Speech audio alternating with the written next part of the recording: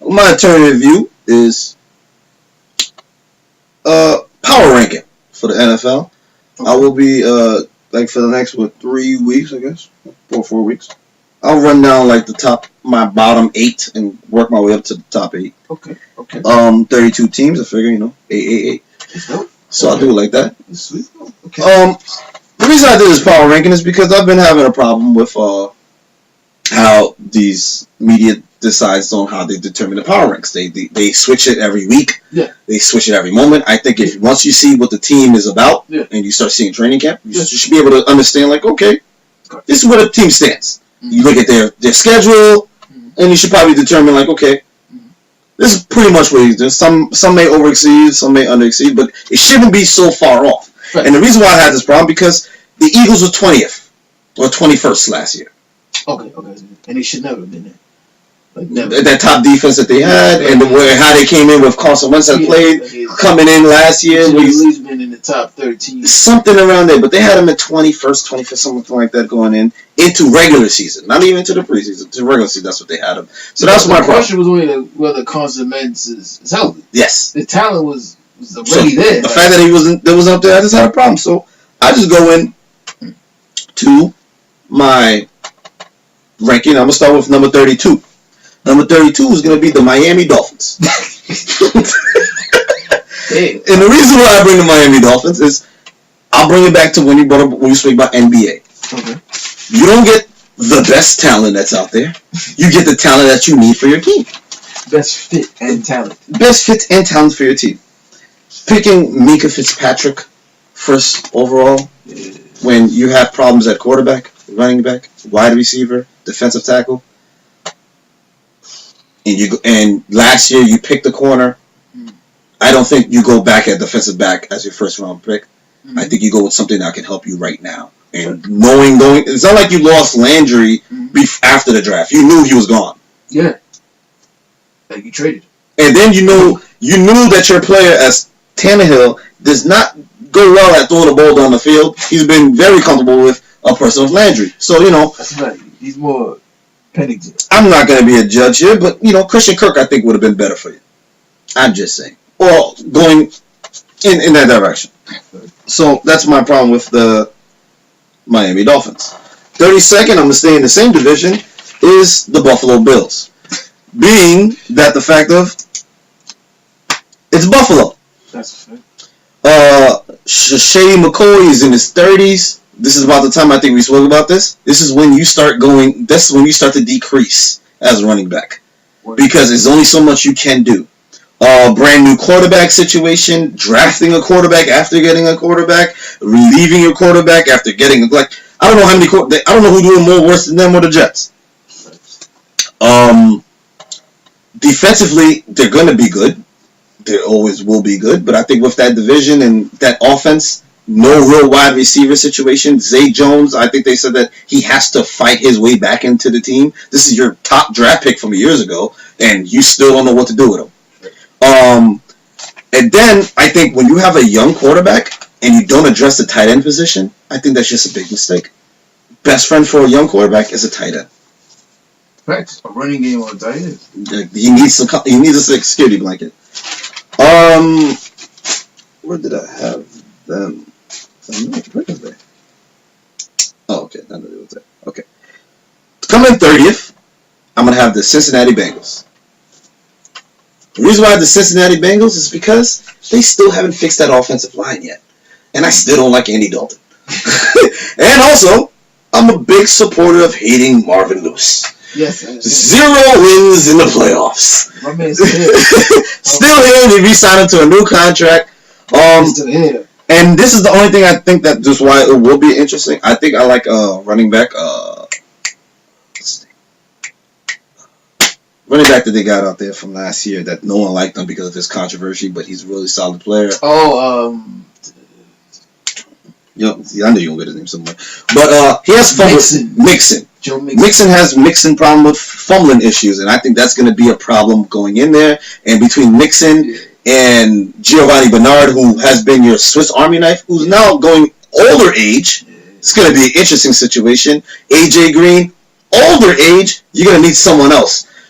And then now with the tight end situation, you're bringing in Tyler Eifert again to hopefully he still hasn't reported after being injured again. I still that off is going to be a problem. And also losing defensive coordinator that you've had for the last 8-10 years to the Oakland Raiders is going to be an issue with that defense.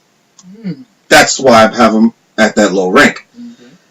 Then we have 29th. Who do we have here? Who did I have at 20? Oh, the Cleveland Browns. I know there's a lot of upside. Baker Mayfield, he shut down Colin Cowherd. Colin was like, he pointed out a clip earlier of Baker Mayfield throwing a touchdown and running off the screen and not running to congratulate his wide receiver. Colin was like, I don't like that. And then Baker's like, I ran over to the student section that had traveled with us. Did you see me now? I did celebrate the other 3 touchdowns with my teammates. So what are you saying? I'm not nitpicking. Yeah, then like Colin was like, yo, but like, why didn't you celebrate with your teammates? Like, I don't. But you're not showing the rest of the play. I went to the student section that they traveled with us. I went to celebrate with them first, and then I went to the sideline and celebrated with my teammates. And it's practice. I'm like, are you kidding me? He was like, yo, what are you trying to get right here? Like, he's like, so you think that I'm not a good teammate? Is that what you're trying to tell me? And it was like, oh, yo, I would take this guy as my quarterback out there. It's like, after watching that interview, that's it. I bang with me. That right there just made me really invest. I already did like him coming in, but that just made me really like him more.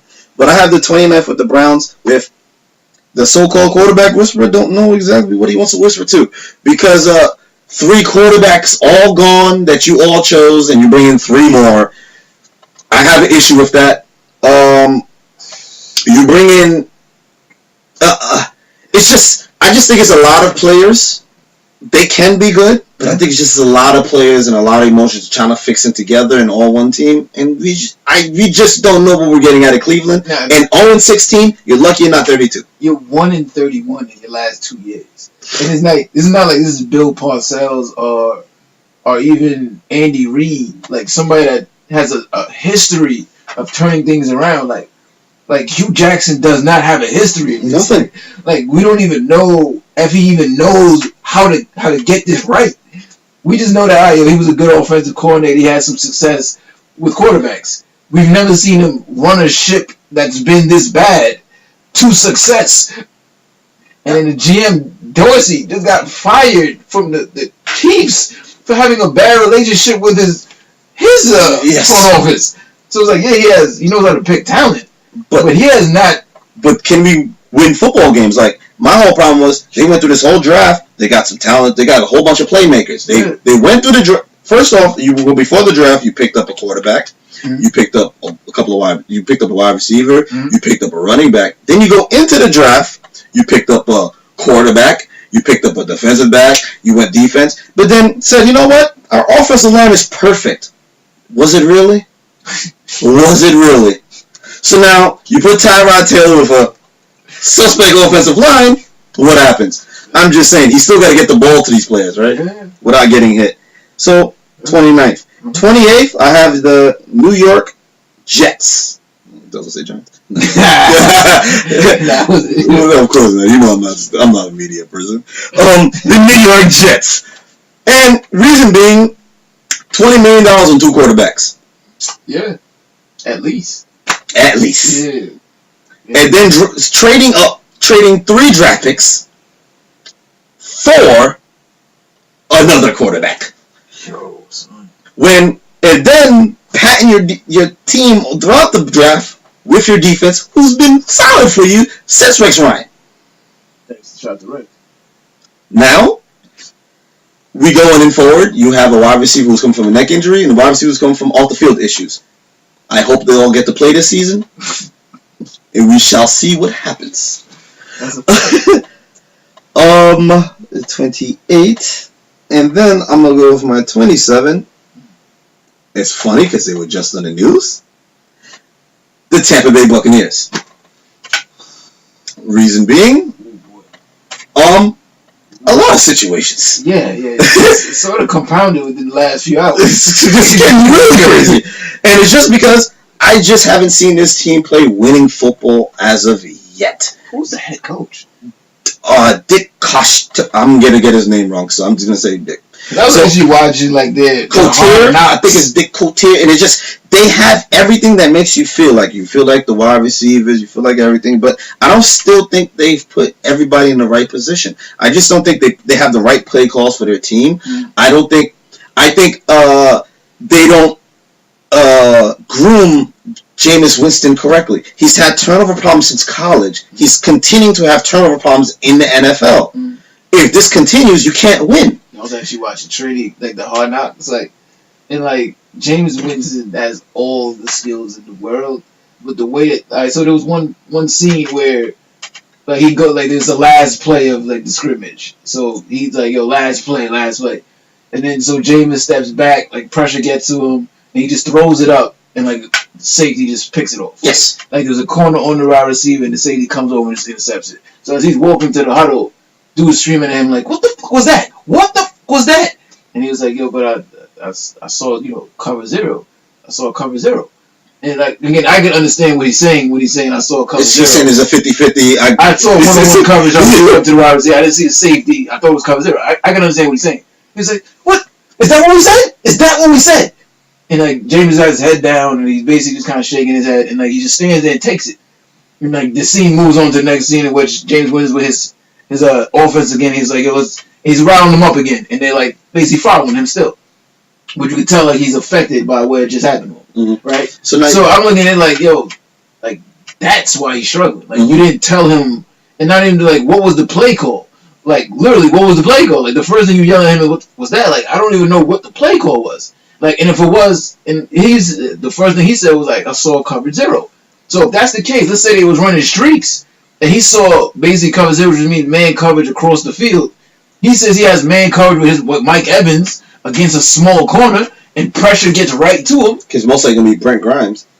He threw the ball up for Mike Evans. The safety came over the top and just picked it off like it was nothing. But if he saw coverage zero, he made the right call. So say that, you read the coverage wrong. Don't just curse this kid out. You know what I'm saying? Teach him how to, understand, how to read the quarterback and pay attention to the safety. But it's just yelling at the kid. I don't think he's gotten better, in the situation. And then the running back situation is still a question. I do like the draft pick of Ronald Jones. But yet, their struggle has been against the pass. And they drafted Vita Vea.